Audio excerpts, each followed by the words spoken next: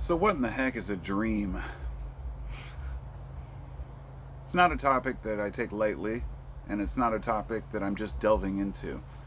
It's something I used to talk about all the time, but the reason I stopped talking about dreams is because there is so much pretentious bullshit on the internet about how to interpret dreams, what they mean.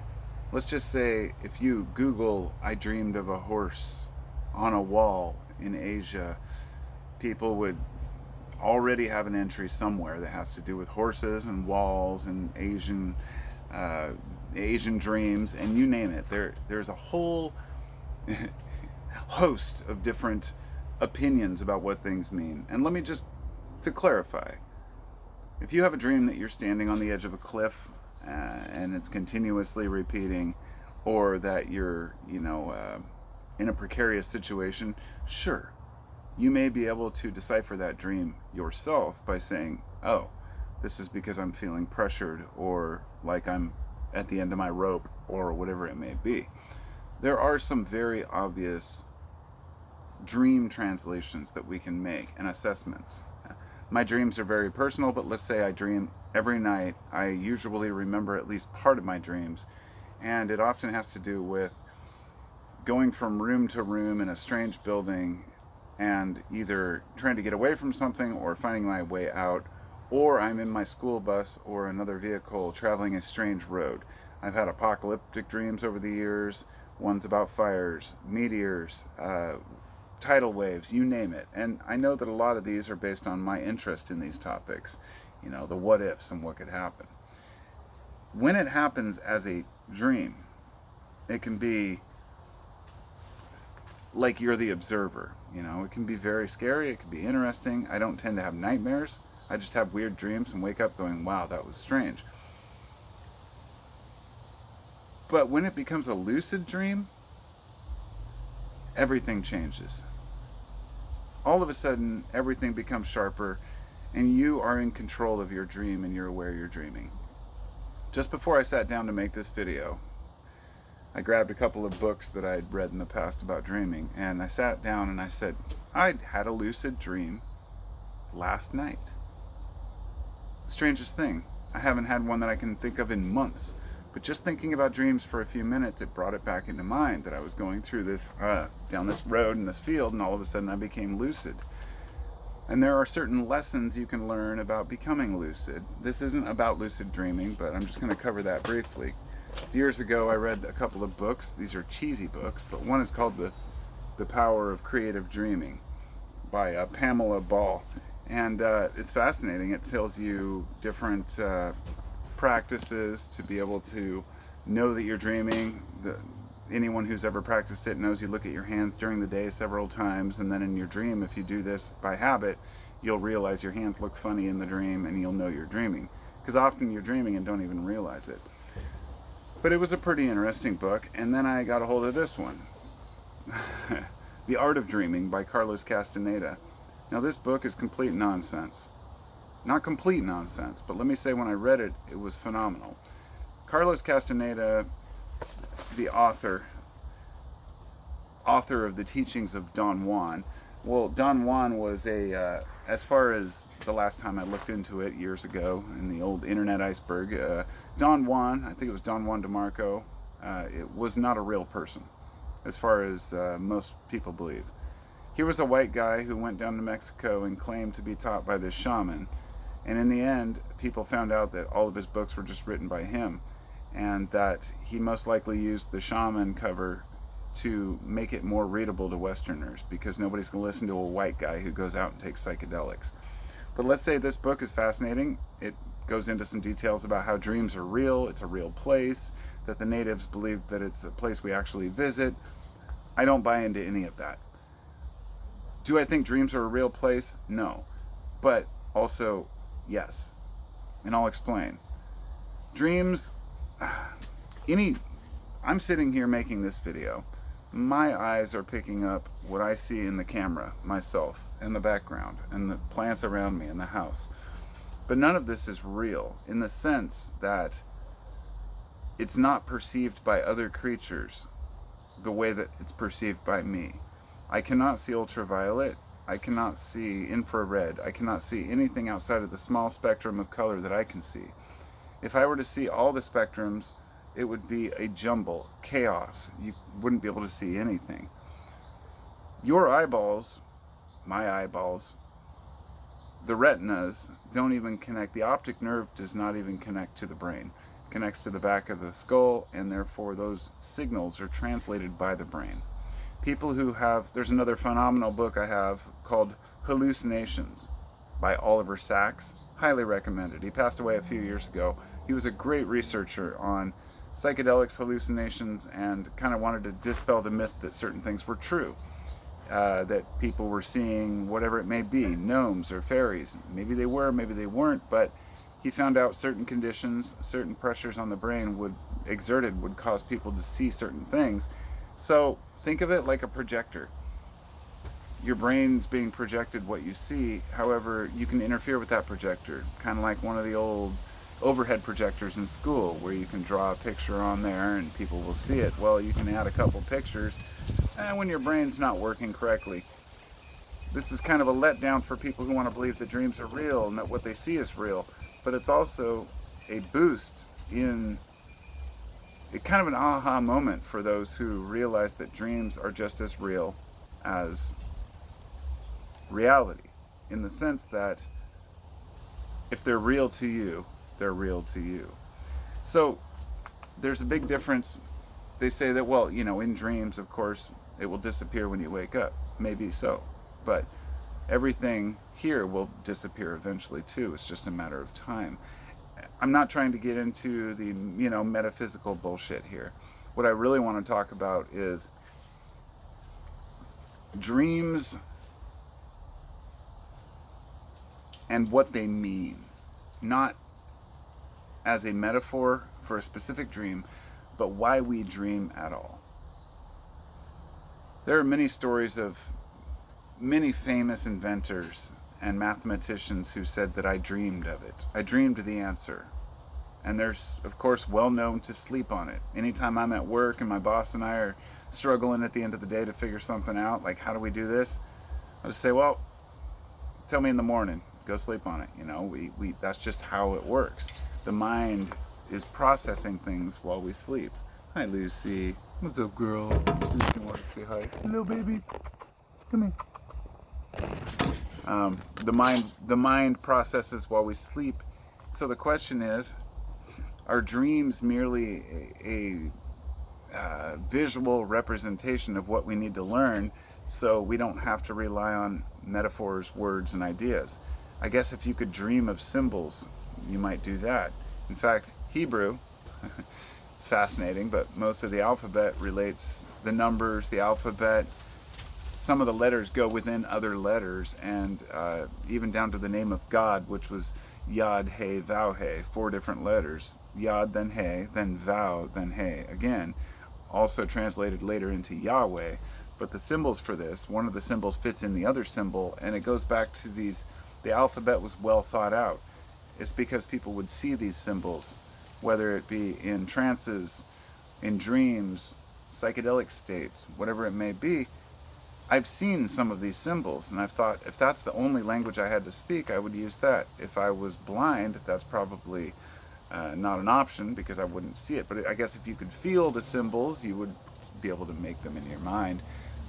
Neither here nor there, but it fascinates me why, when we go to sleep, we are so vulnerable, and then we lay there and think about these weird places we've never been to, that we'll probably never see, that your brain is able to make up an entire landscape with crowds of people, with events happening. Your fucking brain builds a backstory that you're not even aware exists in like a flash. And so the big question I have here is, when is this going to be tapped? How is this going to revolutionize the future of, let's just say, technology and humanity?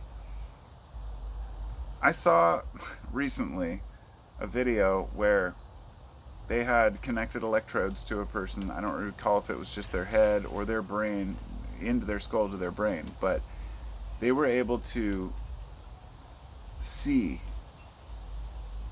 on a screen what a person was thinking about, or dreaming about rather. And now I have to look back into this, because this is a mind fuck if it's true, because I didn't really do any confirmation and it just came to mind. But from what I understand, that it's a blurry image, but they're getting to the point where they can see what a person sees while they're dreaming. Can you imagine if you can record your dreams in 5 years? And a bigger question would be, do you want to? And this brings me to the biggest question of all, which seems simple, but why do we forget our dreams? When I wake up in the morning, I'll know I just had a dream. And if I lay there for 5 minutes with my eyes closed, I might remember it, and then it all comes back. But I forgot it in 5 minutes. How? How do you forget a dream that quickly? My guess, and this is all speculation, is that historically, our ancestors, if they were to be dreaming about running from a buffalo, and then they woke up and were instantly back in that dream and, hadn't forgot it, if there wasn't some sort of a snap out of it type thing, then that person may be unaware that they aren't dreaming anymore and get up and run away in panic. Or if a person had a dream they're falling off a cliff, might wake up and still think they're falling. These kinds of things. It seems that forgetting that we were dreaming is the way for the brain to wake up and get into this mode that we need to be into. And that makes it difficult, because there's a wall between our dreams and our, and remembering. This is why, if you want to remember your dreams, the best thing you can do is grab a book about dreaming, read it before bed.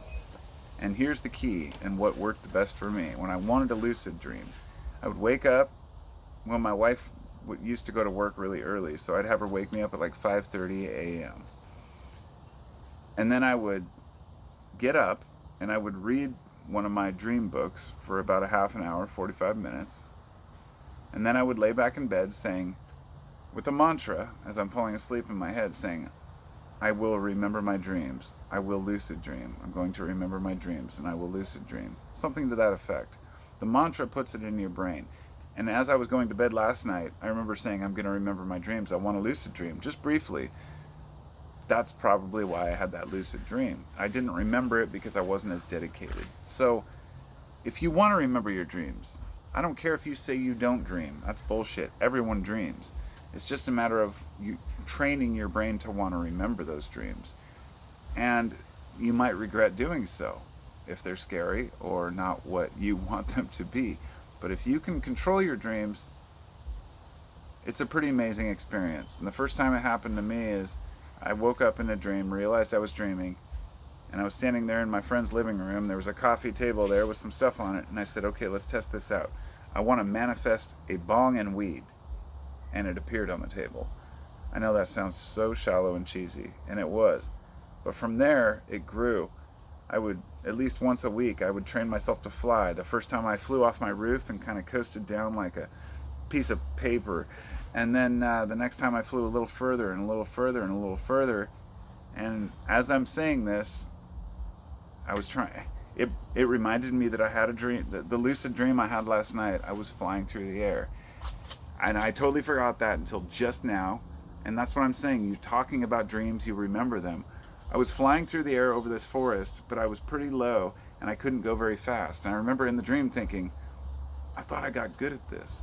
Because years ago, it was like 5 years ago, maybe 10 years ago, when I was into it, I would wake up in the morning and I had a voice recorder right next to my bed. And all I'd have to do is just flip it on and hit record. And before I opened my eyes, I would record all the thoughts I had about the dream the night before. Some people write it in a journal, but for me it was just record the voice, don't look at anything because it'll mess up the memory. And I have like a few hundred recordings of me just, last night I dreamed of this, last night I dreamed of this, last night I dreamed of this. I've never listened to them all. Once in a while I've kind of looked at, listened to a couple and been like, whoa, I don't remember that dream at all. Other times it's been when I did remember, and since I was a kid I've been fascinated. I had a dream about a fire truck that went by my front window, my front yard, and it it quote saw me looking out the window, and then it drove up into my yard and crashed through the whole window, and I woke up. And then the next time I had that dream, I remembered it in my dream, and I said, no, I'm not going to get hit this time. So I hid behind the couch, and it passed by. And that was like my earliest recurring dream that I remember being able to control and be aware of. And this leads me to my final point here. Do I lucid dream anymore? No. And I don't, other than the one I had last night, do I intentionally seek out to lucid dream? No. I might mention it to myself as I'm going to sleep, but really I don't want to, and I'll tell you why. Back when I was really into it, I had this epiphany that by lucid dreaming, I'm interfering with my natural dream state. I'm interfering with what my brain needs to do for its recovery. It would be like me waking up and trying to nurse a wound in the middle of the night when you know your body's healing on its own. There's some things that the brain just needs to do, and I felt like I was stepping in the way of that. Kind of like when you're, distracted in a psychedelic journey and you're doing some mental and physical healing that occur during these states of mind, and dreaming is no different. And I would highly urge people to try it out, try lucid dreaming, but mostly not be obsessed with controlling your dreams, but realize it's very limited. The best thing you can do is remember them and try to understand what they're telling you, because damn it if I can't figure that one out. I've always had strange dreams because I'm a strange person, but it is worth looking into, and it is a fascinating glimpse into, I guess, what the human mind can do, even when we're unaware it's doing it. And it really makes you question reality. When you have a lucid dream, a real lucid dream, everything becomes crisp and clear, and it's almost more real than this reality. And you think, what is life? Weird shit. What are your dreams like? What are your thoughts on this shit? Leave a comment. Hit the like button. Donate to my Patreon if you feel so inclined. Check out my podcast, 15-Minute Free Thinking, and my other YouTube channels, which are somewhere in the descriptions and links in the bio. And other than that, dream on, my friends. Peace out.